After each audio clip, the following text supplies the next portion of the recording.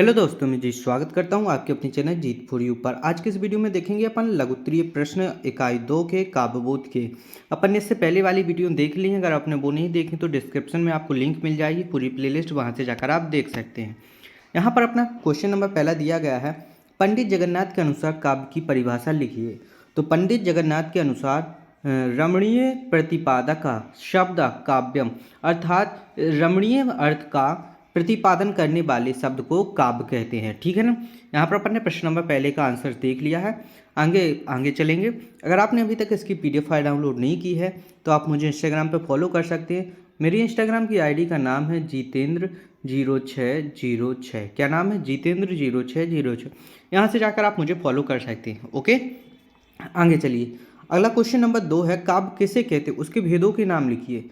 भाव प्रधान रचना को काव्य कहते हैं। काव्य के भेद कितने होते हैं? दृश्य काव्य और श्रव्य काव्य, जो अपन देख सकते हैं और जिसको अपन सुन सकते हैं।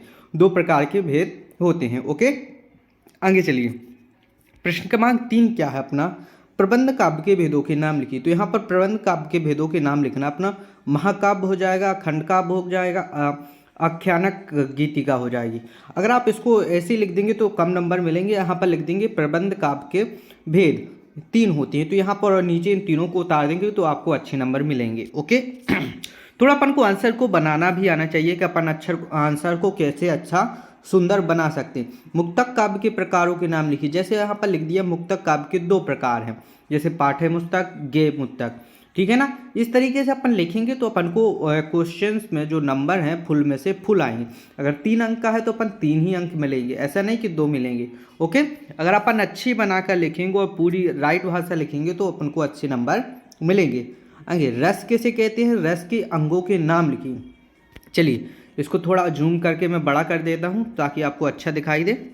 जैसे काव्य के पढ़ने, सुनने अथवा उसका अभिनय देखने में पाठक, श्रोता या दर्शक को जो आनंद की अनुभूति होती है उसे रस कहते हैं। ठीक है ना। अपन को जैसे किसी पिक्चर को देखना या किसी नाटक को देखना या कोई मनोरंजन का कार्य अपना चल रहा है, उसको देखने में जो अपन को आनंद मिलता है उसे अपन क्या कहते हैं? रस कहते हैं। रस के 4 अंग होते हैं, विभाव, अनुभाव, स्थायी भाव और संचारी भाव।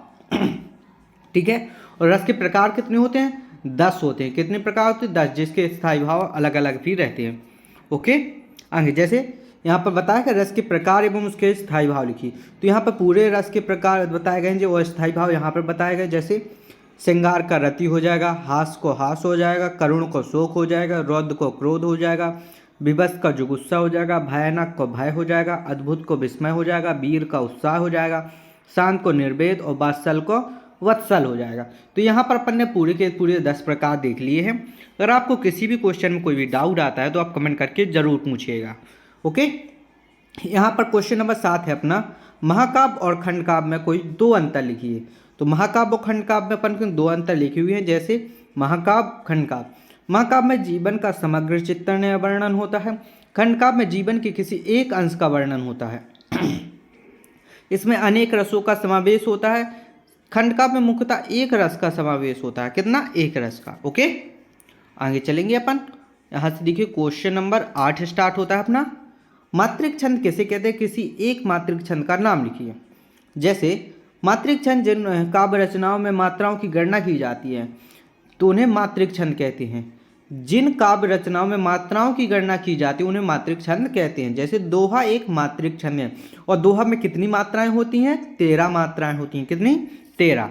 अब चलिए आगे, वर्णिक छंद किसे कहते हैं, किसी एक वर्णिक छंद का नाम लिखिए। वर्णिक छंद जिन छंदों में केवल वर्णों की गणना की जाती है तथा वर्णों की संख्या के आधार पर पद छंद का निर्धारण किया जाता है उसे वर्णिक छंद कहते हैं। जैसे सवैया एक वर्णिक छंद है। क्या है? सवैया एक वर्णिक छंद है। ओके, यहाँ से अगला क्वेश्चन क्या है अपना, पाठ्य पुस्तक में गेय मुक्तक के अंतर लिखिए। पाठ्य मुक्तक और गेय मुक्तक। पाठ्य मुक्तक विचार प्रधान होते हैं, गेय मुक्तक भाव प्रधान होते हैं। पाठ्य मुक्तक को पढ़ा जाता है और गेय मुक्तक को लय के साथ गाए जाते हैं। ठीक है, आगे चलिए। अगला क्वेश्चन है अपना, क्वेश्चन क्या कहता है, क्वेश्चन नंबर 11, छंद की परिभाषा व उसके भेदों के नाम लिखिए।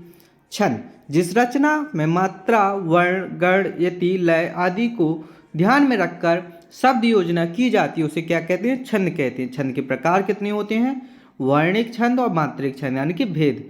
ओके, आगे क्वेश्चन नंबर 12 क्या है, रूपक अलंकार की परिभाषा उदाहरण सहित समझाइए। जैसे जब उपमेय को ही उपमान मान लिया जाए यानी उपमेय और उपमान में अभिन्नता दर्शाई जाए तो उसे रूपक अलंकार कहते हैं। उदाहरण, पायो जी मैंने राम रतन धन पायो। ओके, आगे चलिए क्वेश्चन नंबर 13 क्या है अपना, दोहा की परिभाषा उदाहरण सहित लिखिए। दोहा छंद, दोहा एक अर्धसमात्रिक छंद है, इसमें 4 चरण होते हैं। इसके प्रथम व तृतीय चरण में 13 और चतुर्थ व चरण में 11 मात्राएं होती हैं। ठीक है, कितनी मात्राएं बताएं, जैसे यहाँ पर लिखा है, रहीमन पानी राखिए विन पानी सब सून, पानी गए ना उबरे मोती मानुष चून। ठीक है, ये उदाहरण भी लग दिया अपन ने। यहाँ पर 13 और 11 मात्राएं यहाँ पर होती हैं। आगे अगला क्वेश्चन क्या है, उपमा अलंकार की परिभाषा उदाहरण सहित लिखिए। चलिए उपमा अलंकार की परिभाषा, जब किसी वस्तु या व्यक्ति की तुलना किसी दूसरी वस्तु या व्यक्ति से की जाती है तो इसमें उपमा अलंकार कहते हैं। उदाहरण, हरिपद कोमल कमल से। क्या है, हरिपद कोमल कमल से, इसमें दूसरा की कल्ला किसी व्यक्ति या वस्तु से की जाती है। ठीक है ना, तो यहाँ पर अपन ने लघुत्तरीय प्रश्नों के पूरे उत्तर देख लिए। अब आपको क्या करना है, इस वीडियो को अपने दोस्तों के साथ शेयर करना, वीडियो को लाइक और चैनल को सब्सक्राइब करना, ताकि हर आने वाली वीडियो का नोटिफिकेशन आपको मिल सके। मिलते हैं ऐसी ही अगली वीडियो में, तब तक के लिए धन्यवाद।